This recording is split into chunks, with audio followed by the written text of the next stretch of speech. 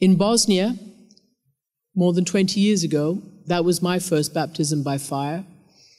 And along with many, many journalists, Marie included, we told that story every day, every week, every month, every year for the entire war. And at that time, our bosses saw fit to put it on the front page of the newspapers and in the A block at the top of the news every single day.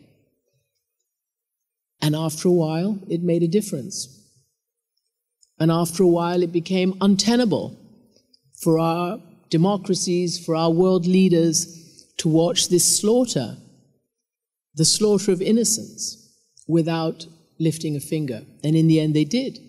It was late, but in the end, they did. One massacre too many happened, and it was too much, even for the politicians who did not want to do anything. And there was an intervention. The bad guys were pushed back. There was a peace process launched by the United States. My good friend, the late Richard Holbrooke, crafted the Dayton Accords. Then there was an intervention by a 60,000-strong NATO force led by the United States. 20,000 of those troops were the US troops. All of this stuff people said could never happen. It happened. There was a peace that lasts to this day. To this day, not one single NATO peace enforcement troop was killed in anger. There were accidents, there were deaths, but not a single one was killed in anger. And after that, and by the way, it's not perfect Bosnia, but there's an emerging democracy there, and in Serbia, and in Kosovo, all these places where they said it would never happen. And because of what journalists did in Bosnia, the world stepped in as a preventative measure in Kosovo next door.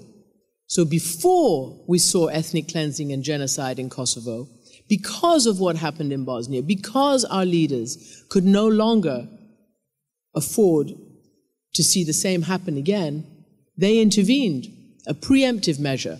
It was the world's first ever humanitarian intervention, and it worked. The war ended. Kosovo's free.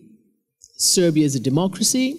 The tyrant dictator Slobodan Milosevic was overthrown after the Kosovo War. And things are better. I believe that that is the power of good journalism. I believe that that is the power of people like Marie Colvin.